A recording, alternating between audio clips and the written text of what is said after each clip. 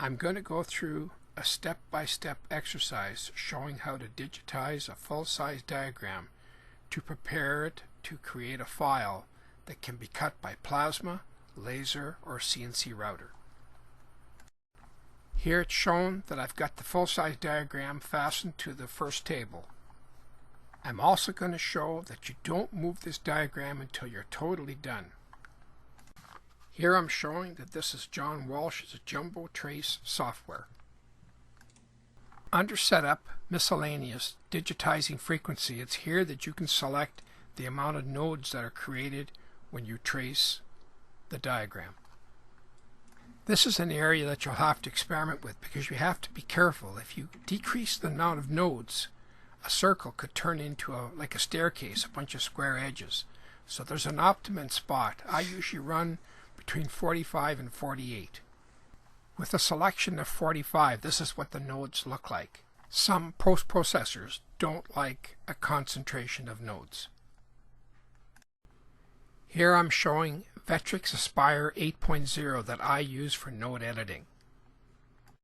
I'm also showing Corel 17 where you bring in the DXF diagram and it says that there's an auto node reduction built into the program, and then you just turn around and resave the program as a DXF file, and that cuts back on some of the nodes.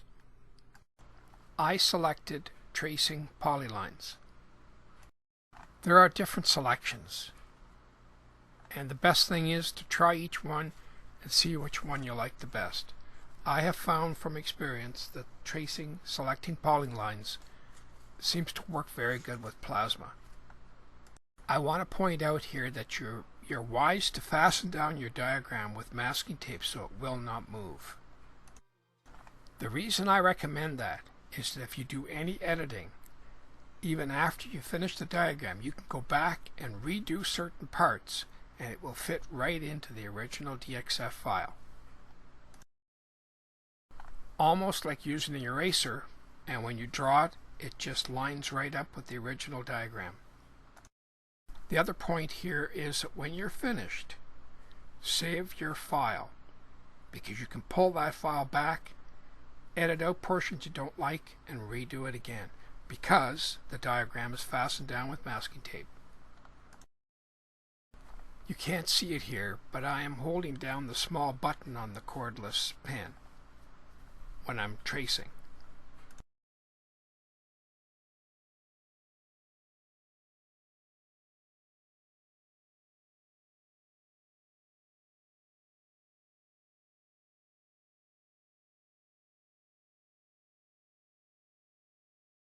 At any time that you're not happy with your trace, just stop it and redo it.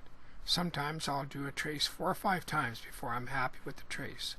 I like a good smooth trace if I can get it.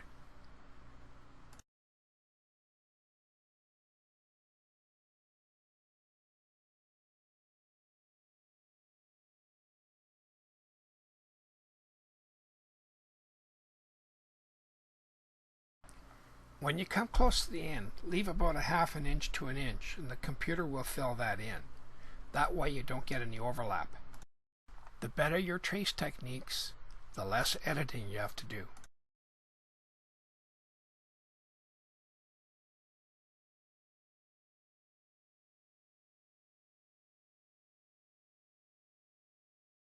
You can always pause and save your work at any time. Here I'm showing tracing the small areas, and again it's important to stay away from where you started. Let the computer fill that in, a lot less editing.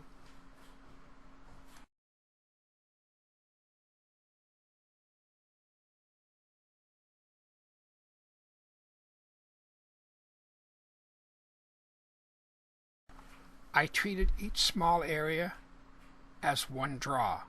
So in other words, if I made a mistake, I could go back and edit that out and just redo that one spot.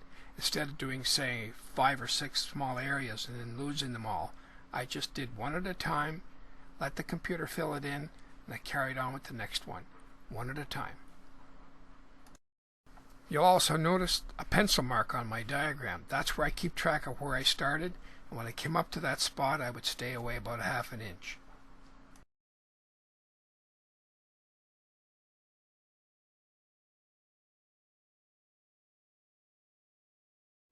The diagram's getting almost complete. I'm just doing all the small spots and we should be done.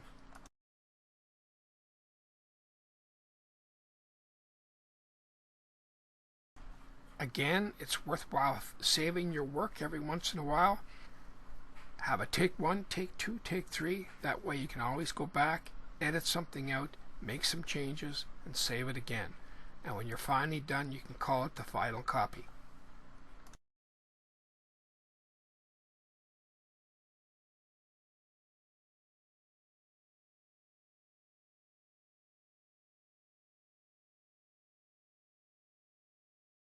We're at the point now where I saved my final copy as the horse final.dxf. Next I'm going to run Vectric Aspire 8.0. Here I can check for open vectors and do some node editing. This program allows you to take a look at the diagram and check for open vectors, and it's important that you have no open vectors.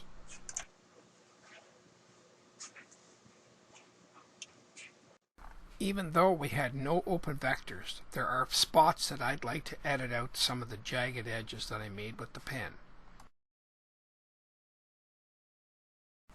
This will allow me to smooth out some of those sharp corners. Again, there are a few programs on the market for editing nodes that I know of. I use Vectric Aspire 8.0, but also Corel Draw. Any of the Corel Draws do allow you to edit nodes. I don't use Corel myself personally, but I have seen it used. Again, I'll go through each section. I'll take a close look at each section. Anything I don't like, I'll cut the vector, and then I'll close the vector with a smooth line. Smooth it right out.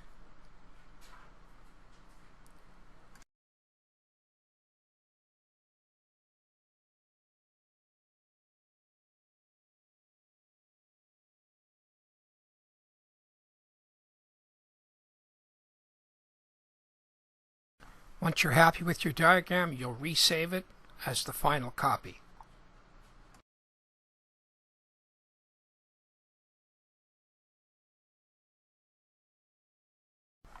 This is the most interesting part for me, the simulation. The Vectric program, the Aspire 8.0, has a simulator built in that you can simulate your cut. So I'm going to simulate the cut here, and you'll see that it's a good looking piece.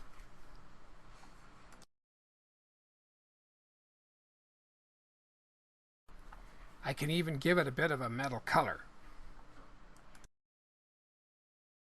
This program also creates the post-processor file to use in the CNC machine. I'm just removing some of the areas here so you can look at the diagram just as it's going to be cut. Next, I'm going to show a couple of programs that you can take a look at this DXF file. The first one is part of John Walsh's programming. It's called Logic Trace Editor. The second one is CAD Viewer 9. Both these programs will show you what the DXF file looks like. This is our 100-watt CO2 laser 24x36 table. I took that DXF file that was created and I shrunk it down about 12 inches from the 47-inch original file. I used an old plexiglass. It's about a 16 thick. It looks like bottle ends. It's amber in color, nice to cut. Vintage. I was cutting about 70% power and about 0.5% speed, slow speed. Made a nice smooth cut that just popped right out.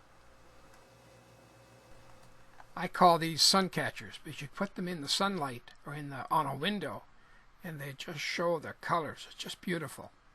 It was a nice cut. Didn't take very much time. I think about 6 minutes to cut that.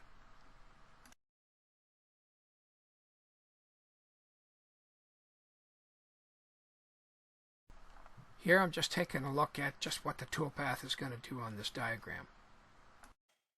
Again, this is just simulating what it looks like on wood. I'm using a 1/4 inch bead bit. It's like a sharp bit, like a signage bit, to give the edges kind of a round look. And I'm running at about 40 inches per minute and about 16,000 RPM. I wanted the plaque to have a sort of a carved look, so I started off with that signage bit, kind of a V bit, and then I went to an 1/8 inch bit and I dropped it down a little lower to make it look like it was a deep cut. And then I ended up with another 1/8 inch end mill just to cut out some of the cavities. The plaque is a mixture of mahogany, maple, poplar, and a little bit of cherry. Gives it a real variety of color. You see some hoses sticking out there. I used 3 vacuum pucks to hold my workpiece on the CNC table. I wanted to run this file on the CNC router because it just goes to show you that a DXF file can be lasered, can be plasma, and it can be CNC router.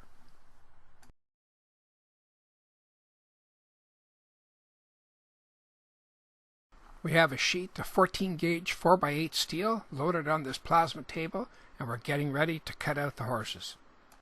Here is where we check to make sure that the stops and starts are okay, check over the cutting program, and we're all set to go. It's worthwhile mentioning the DXF file again. It's here that you may have to make some changes to the DXF file. Plasma is very fussy about the file. Even though the file was checked and the vectors were all closed, because it's such a large diagram, you might not see a small flaw, whereas the plasma will pick it up. Most plasma machines have a simulator package that you can do a dry run, and that's highly recommended. Do a dry run, make sure there's no errors. The plasma tracking screen shows in color the different cuts, so there you can watch to see how the machine is performing. The colors show the different type of cuts. This is just a different shot from a different angle.